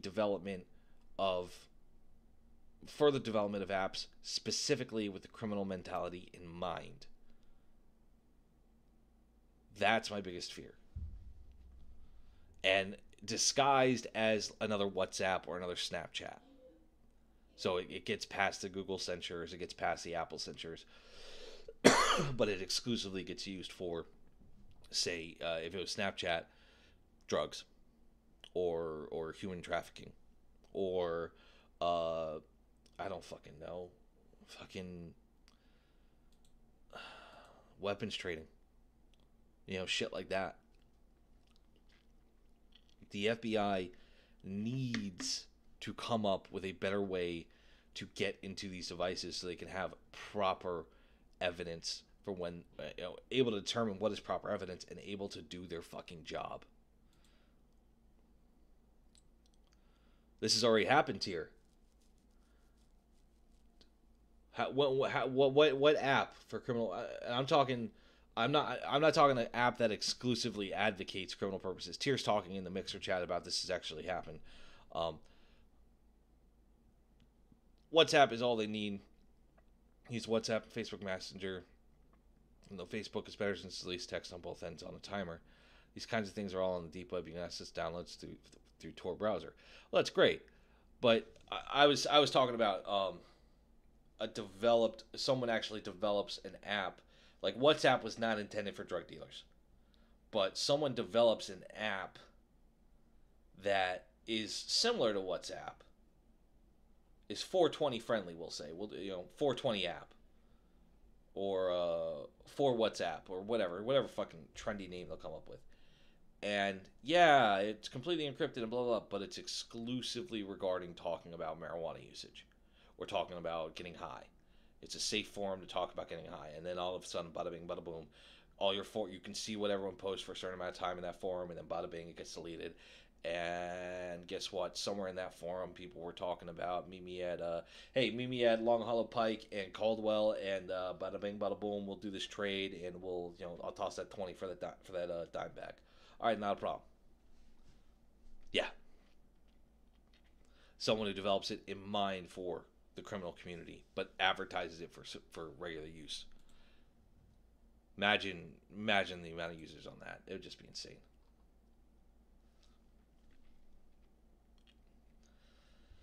Checking the Facebook chat, but that would open another door for malicious attackers. Backdoors are a terrible idea. Backdoors are horrible. Dual use tech, that's a good option.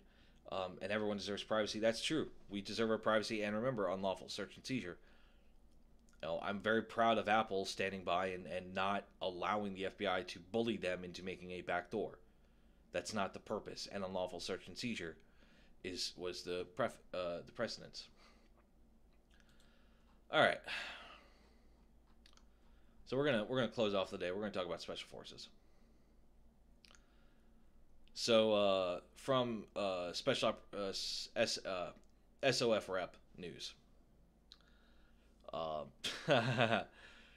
Dick Pick 6, the 7th Special Forces Group Sex and Blackmail Network.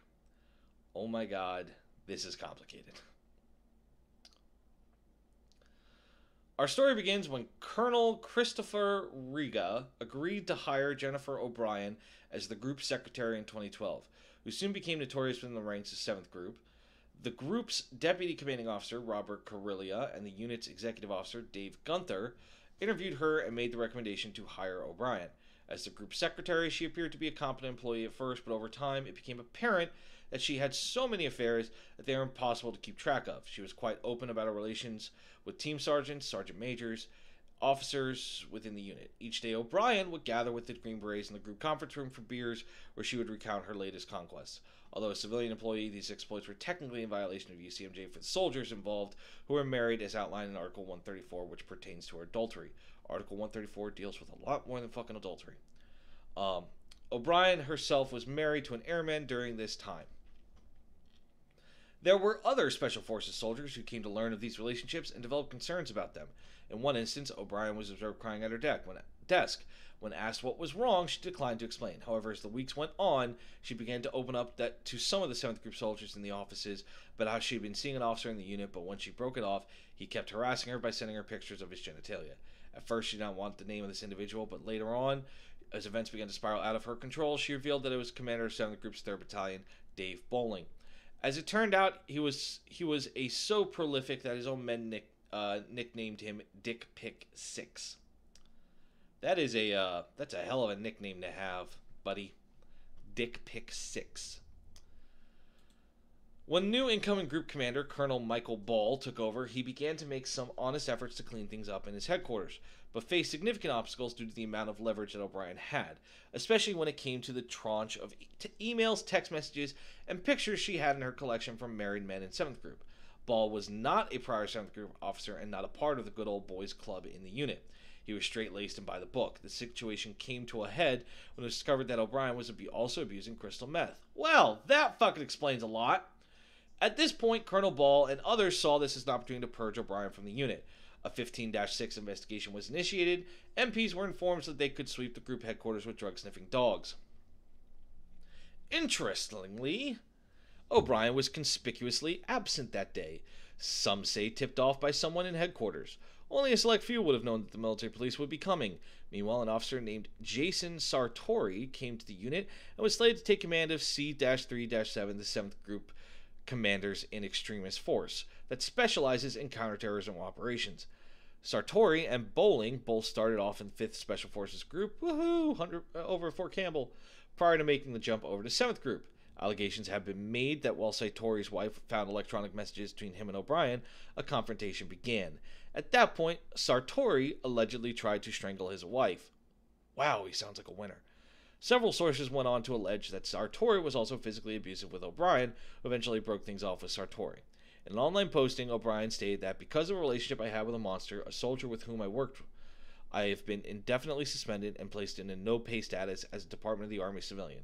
Along with her statement, she posted a series of photographs showing bruising and apparent broken elbow, injuries she allegedly suffered by the hands of Sartori. In an interview with SOFREP, Sartori vigorously denied any allegations of physical abuse against his ex-wife or O'Brien. Sartori was arrested for false imprisonment, strangulation, battery, and intimidating a witness, but these charges were later dropped. Jesus Christ. As the 15-6 investigation continued, O'Brien played a shrewd game of cards by withholding the significant amount of blackmail material and threatening to release bits and pieces of it as needed. Investigating officers and other officers in the unit, to include Colonel Ball, were also asking 1st Special Forces Command for assistance in their efforts to clean up their unit's problems, but were receiving zero support from their parent command. Special Forces Command not only denied support, but outright told 7th Group to stand down their investigation and not make waves. No one understood why at the time. Oh God. Nonetheless, O'Brien was placed on administrative leave and had her clearance suspended.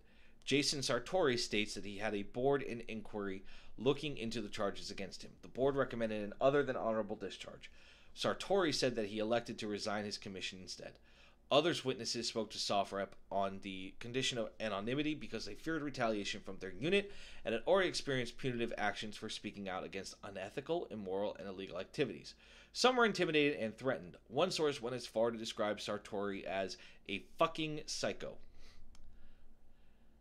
Jesus Christ. And yeah, he got hit with battery, domestic battery by strangulation.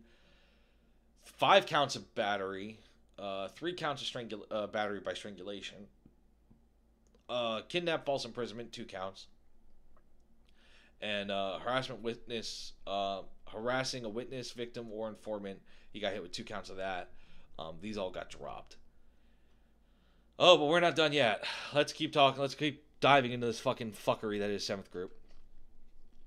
It was also at this time that O'Brien attempted to use her text messages, emails, pictures, and videos from her encounters with senior-ranking Green Berets to blackmail them into helping her get her job back as the group secretary. Special favors may have been exchanged earlier on, but now the investigation was too big and out of the hands of the colonels and sergeants majors who may have helped her beforehand. Placed on leave with suspended security clearance, Jen began working up a hit list of men that she was going to take down with her. She carefully controlled the flow of blackmail material up until the time that it became apparent that she would not be getting her job back. At that point, O'Brien made claims to unit members that she had a silver bullet that could bring down the entire Red Empire, referring to 7th Special Forces Group's nickname. In early November 2017, Command Sergeant Major Brian Rary was removed as a senior enlisted soldier in 1st Special Forces Command. He had been one of the names on O'Brien's hit list. Suddenly it made sense why Special Forces Command had stymied the investigation into O'Brien. It would have been a question of self-preservation for the unit's Command Sergeant Major and potentially many others in echelons above 7th Group. The investigation did not just ensnare Rary, but also David Bowling, Jason Sartori, and a half a dozen senior Special Forces officers who compromised themselves with O'Brien. Some have gone on to high-level positions, including at the Pentagon. In the end, Colonel Ball was the only one who tried to get rid of O'Brien, while the vast majority of senior NCOs and officers in 7th Group tried to cover up scandal after scandal surrounding O'Brien and the men she slept with. For the men of 7th Special Forces Group, the actions of the senior leaders came across as a double standard. Their officers and senior NCOs were exposed as hypocritical leaders who would lecture the enlisted men about discipline and punish them for indiscretions, while they themselves were setting a negative example with illicit affairs, covering up for their buddies, engaging in physical abuse against women, and more, all without any fear of punishment until their activities finally spun outside their control and could not be kept under wraps any longer. For instance, Dave Bowling went on to be Major General Kraft's S-3 officer in Iraq as part of Operation Inherent Resolve in 2015. For many of the witnesses and bystanders at 7th Group, the entire episode is emblematic of the culture that exists in their unit. Covering down on the Southcom area of responsibility, which includes Central and South America, these Green Berets are often exposed to women in foreign cultures where casual sex is not as taboo as it is for soldiers assigned to, say, 5th Group that covers the Middle East. Take, for example, the story about 7th Group soldiers in Colombia that emerged after a Secret Service agent refused to pay a prostitute. Yay. That said, others feel that this is a naive point of view and that the issue is one of Special Forces culture more than any particular area of operation. One female soldier pointed towards a team house that was frequently visited by Kurdish prostitutes in Iraq, for instance. Temptations will always present themselves to deployed soldiers. A former Special Forces officer was even more blunt about the subject, saying that these Green Berets married young and now their wife is fat and they think they are a pipe hitter and can do whatever they want. O'Brien wrote that, "I have been publicly humiliated and slut-shamed when my personal emails and intimate pictures were printed and included in an official investigation by a command with a personal vendetta, hell-bent on firing a tenured civil servant." Jesus, I just can't speak today, guys. I'm so sorry. The pictures and emails she referred to would have been included in the 15-6 investigation as evidence. However, O'Brien is also commenting on how 7th Group maintained a good old boys club. One source with knowledge of the scandal told SOFREP that she thinks the behavior of these Green Berets is largely ego-driven. Why the fuck are they even fucking... They think that they're better than everyone else and have never gotten caught. I think 7th Group takes it further than other Special Forces groups with infidelity. A lot of it probably has to do with where they go, South and Central America. While she was fired, other officers and senior enlisted leaders remain in their positions. At the very worst, they're allowed to quietly retire. O'Brien was both a victim who suffered physical abuse, but also a cunning player who aggressively sought out sexual relationships with multiple men at her workplace and then attempted to use those relationships as leverage. She may have broken regulations, if not the law, but she certainly was not the only one. A small army of all too willing Green Berets were right there with her. At the time, the investigation into O'Brien and at least 7 officers involved with her continues. SoftRep filed a Freedom of Information Act request for the multiple 15-6 investigations that have been carried out in regards to Jen O'Brien and her associates, but were told by USASOC that they could probably never be released due to privacy concerns, but that their response was currently sitting with their JAG office. USASOC also stated that they destroyed 15-6 investigations after 3 years, eliminating paper trails.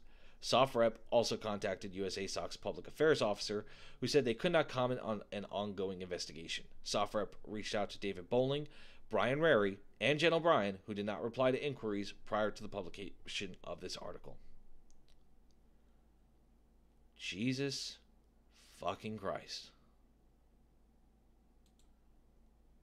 Oh my God. All right. Now, y'all know Tuesday I usually do a cunt of the week. Every Tuesday I call out my cunt of the week.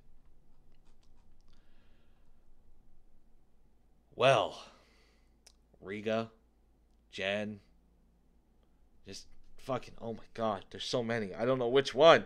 They're all so fucking equally shitty. They're all equally cunty. Let's just go over it all. 7th group, you done fucked up, and 7th group is my cunt of the week. There, I said it. To the leadership that were there, you all are my cunts of the week. And Jen O'Brien, you're my cunt of the week. And here's my issue. Ladies, gentlemen, if you're gonna be fucking your coworkers, put a ring on it before you both work at the same place. That way, it's all fucking legal. You don't have to deal with that bullshit. You see the beauty of that statement? Just fuck. Why the hell? Okay, first of all, she was vetted, and they said hire her, and then she started sucking dick and fucking. Way to fucking go. I am so thrilled that you chose to do this after you got hired to do something that requires you to have a security clearance. And then you started compiling information. So, of course, you started covering her ass. And then, if I remember reading this correctly, Command Sergeant Major Brian Rary was removed as a senior enlisted soldier in the 1st Special Forces Command. What the fuck, you crazy bitch? You just wanted everybody. You were looking for all the fucking ring knockers. You wanted all the fucking challenge coins. You wanted it fucking all. And God knows how many junior enlisted that are in support roles there. How many fucking sergeants and shit that are just sitting there just doing their jobs and trying to fucking live their lives and do their deployments and shit like that. How many of their lives you made hell. This whole ordeal has made hell. And the worst part is, and this is the part that really pisses me off. United States Army Special Operations Command, USASOC, stated they destroy 15-6 investigations after 3 years. So this started, when did this investigation start? Was it 2014? I think it was 2014. I'm gonna verify that right now. But if it started in 2014, they're destroyed by now. Hell, if it started in 2012, they're destroyed by now. There is no physical paper trail anymore. Where did this investigation start? When did this investigation start? It doesn't exactly say when the investigation started. But still, this is just... Okay, I can understand prostitution in Central South America. I can fucking understand it. It's part of life down there. Guys, if you go down there and you fuck a hooker, what the fuck ever. Especially that shit in Colombia. I remember that coming out. Hearing about that. Not a big fucking, tip your fucking strippers and hookers, all right? Even if you're Secret Service, be polite and just tip the stripper and hooker. Having a good time. But for fuck's sake. For fuck's sake. Constant back and forth. This goes above and beyond the football team trading off the head cheerleader. This is the head cheerleader having fucking exact measurements and pictures of all the quarterback, the wide receiver, the fucking team captain, fucking everybody. And then, even worse, some of the players here, like that bowling guy. He went to be the S3 officer for Major General Kraft. What the fuck? No. No. If I was an independent news source, I would constantly be contacting. Not only, I would be writing emails to the Public Affairs Office and to USASOC and their JAG office and the Freedom of Information Act, and I would be CCing and BCCing those fucking emails to CNN, MSNBC, everyone. Until they're pressured. I'd be BCCing fucking senators. Everyone on the Defense Committee. Everyone.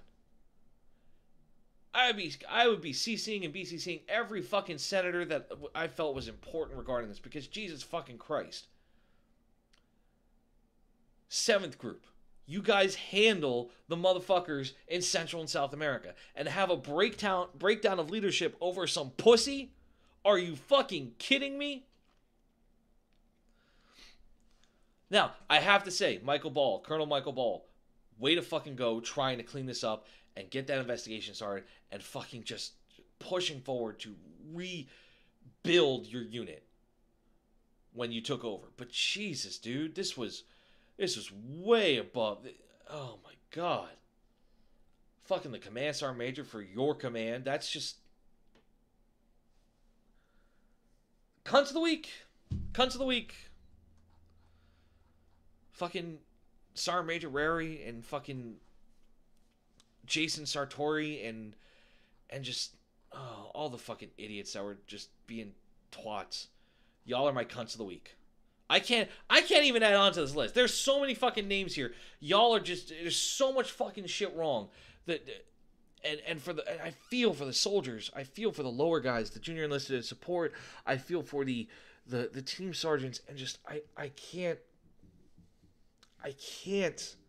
comprehend how a special forces group could fall so hard over one pussy. I just can't.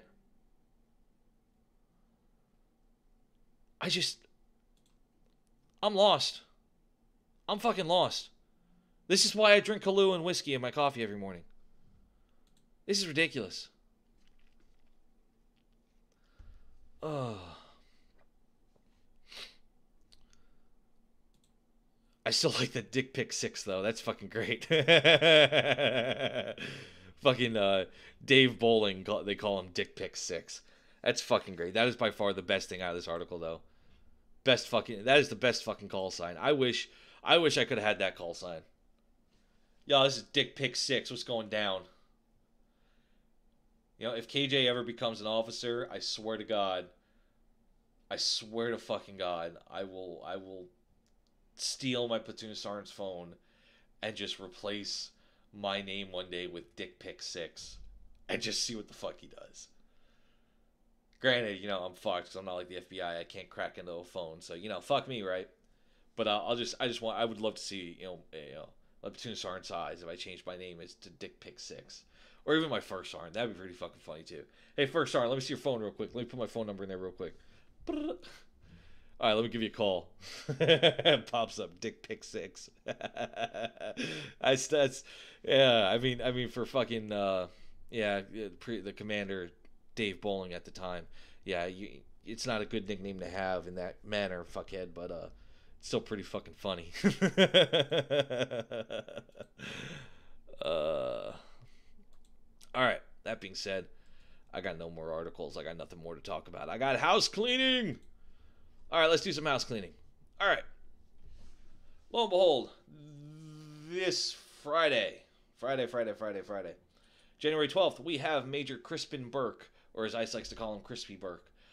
He's been serving on active duty in the Army since 2002. He's an aviator qualified in the Black Hawk and the Lakota helicopters. His assignments include the 82nd Airborne during Hurricane Katrina, Joint Task Force Bravo in Honduras, and 10th Mountain during the Iraq War, and the Jolt, can't speak English, Joint Multinational Readiness Center in Germany. Major Burke administers the blog Wings Over Iraq. He's been featured in the New York Times, Small Wars Journal, Foreign Policy, World Politics Review, and the Wall Street Journal. This Saturday, January 13th, we have Luis Fernandez from CONUS Battle Drills. Listen, we're all getting out of the military. We're facing a world that we don't really understand, doesn't understand us, doesn't get our comedy, doesn't get our lifestyle, doesn't get who we are. We're faced with challenges that we're completely unprepared for, that ACAP doesn't do shit for. Writing a resume, preparing for interviews, picking companies, translating our skills for a soft world. It's not what we're trained for. And honestly, I slept through ACAP. I was half drunk and slept through ACAP and just glad I could wear fucking a polo and some nice jeans on a work day.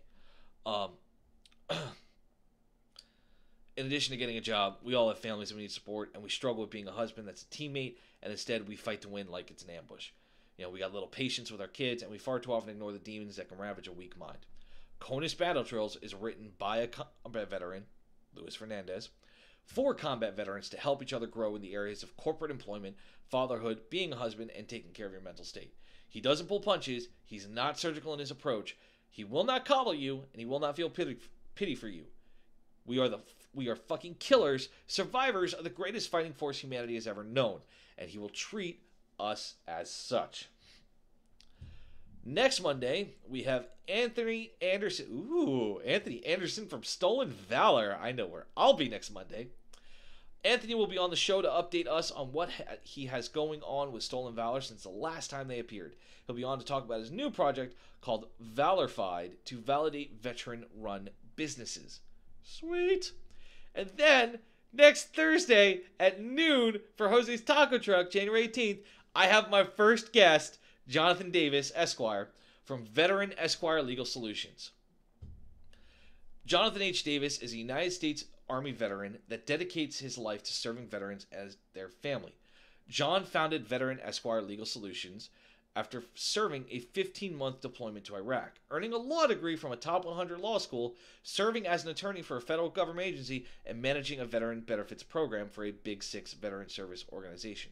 He currently owns and operates Veteran Esquire Legal Solutions, PLLC, and representing veterans from across the United States in pursuit of VA benefits, discharge upgrades, federal records requests, and litigation. Ooh, I'm so excited. I'm going to talk law with a lawyer. We're going to have a great time. January 19th, next Friday, we have Tim and Ray from the Guardians of the Green Beret. Guardians of the Green Beret is an organization that targets people who falsely claim to be Green Beret. They are retired and currently active duty SF that is dedicated to exposing posers of the Green Beret. Next Saturday, we have John Peck, a United States Marine Corps veteran, a quadruple amputee, and a double arm transplant recipient. John Peck, he'll be back on to update us on what he's been up to and how he's doing, what's going on in his life. Also, please don't forget to check out our nonprofit partners. We have the fantastic, as always, Project Overwatch with their Paw Patrol campaign, the cameras, the dogs, independence, all that fun, happy horse pucky. Most important thing is that camera on that dog. Like I said, it creates independence. It allows the operator it allows the officer and the canine unit to operate independently and create more situational awareness. Remember, this is entirely nonprofit, so every dollar you donate goes to the campaign, and as always, Rangers lead the way. Don't forget to also check out War Horses for Veterans. They currently have a wonderful thing going on there. They're trying to upgrade their facility so they can operate year-round. Please click on the link in the description. Check them out. It's a 3-day horse and networking experience. You get to hang out, bond with horses, have a couple drinks, chill with other veterans, share your no shit there I was stories, and just generally have a good time. Other than that, we have a show every night of the week, so don't forget to come in, tune in, and check out who we got today. Every Tuesday and Thursday at noon Eastern, you have Jose's Taco Truck with me, KJ. I will be ranting and raving about everything that pisses me off. And at 2000 Eastern, every night we have a show. Tonight we have Tied Up Tuesday with Minx and Grey Cloud, where they're just going to sit down, chit chat, and we're going to continue to auction off their couch, starting bids at $500. Wednesdays are Donza. KJ's doing a little experimentation tomorrow, so be sure to come by and check out what KJ's doing. Thursdays we got Sergeant's Time with Ice, Doc Madness, Mike Golf, going to talk about active duty issues in the active duty Army community.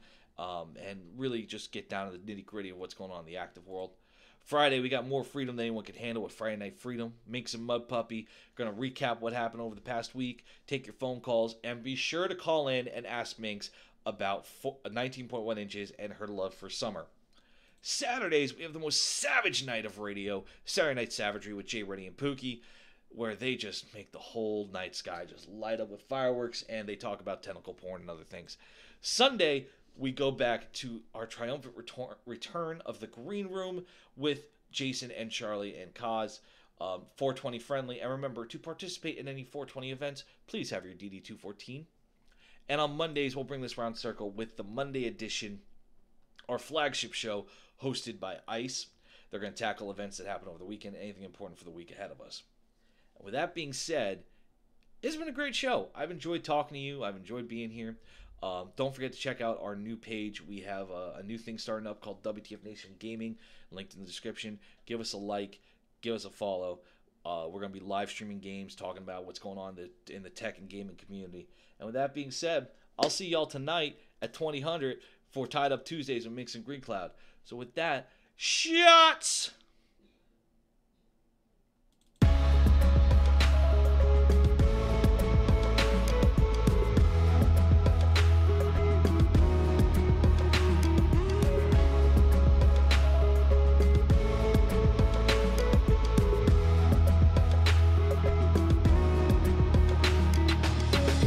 Photograph, tell me what it is to see when you look at me deep into the photography. I don't really need your sympathy, just tell me your thoughts. Have I got what they got, and is it a plot done for naught? Am I not like you because I do what I do? Who knew that I could lose a few of you cause I bleed blue? But it's true, I know cause I see it every day as I work and I sleep the day away. Like you I have pain and like you I have fear. Can I pay all of the bills and still make it through the year? Will I make it home alive? Should I pray to the sky every day and every night? Will I hold you by my side? But in the public eye, I don't even have a heart. A robot of the system moving only when I'm told to start. Rip apart my art, I'm strong like a flower blooming. You got it all wrong, I know. Like you breathe, I breathe, and like you see, I see. And like you need, I need, and like you bleed, I bleed. Don't treat me like an object, I'm tested and proven. Mind, heart, and soul, I'll always be a human. Like you breathe, I breathe, and like you see, I see. And like you need, I need, and like you bleed, I bleed. Don't treat me like an object, I'm tested and proven. Mind, heart, and soul, I'll always be a human. Call me a vet like a soldier, Green Beret, 21 gun salute, don't wanna see the day.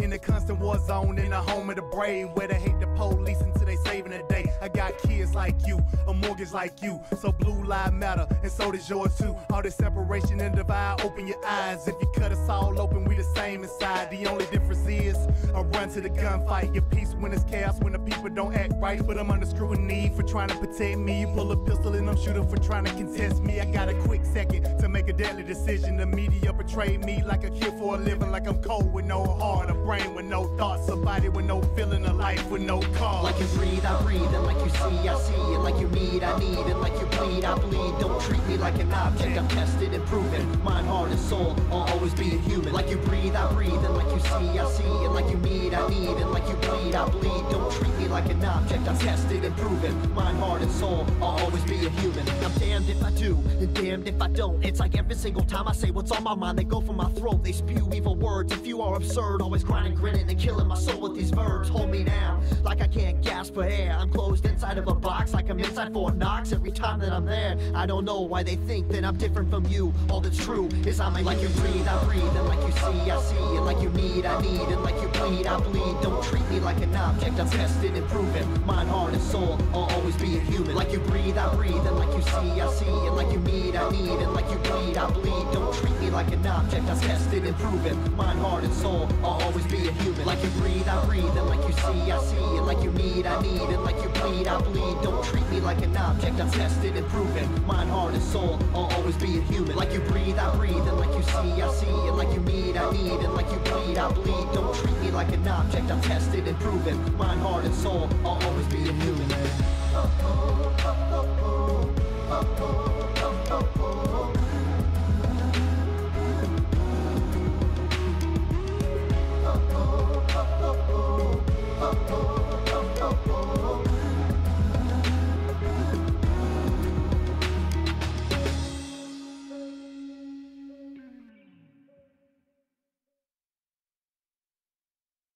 WTF Nation Radio. WTF Nation Radio.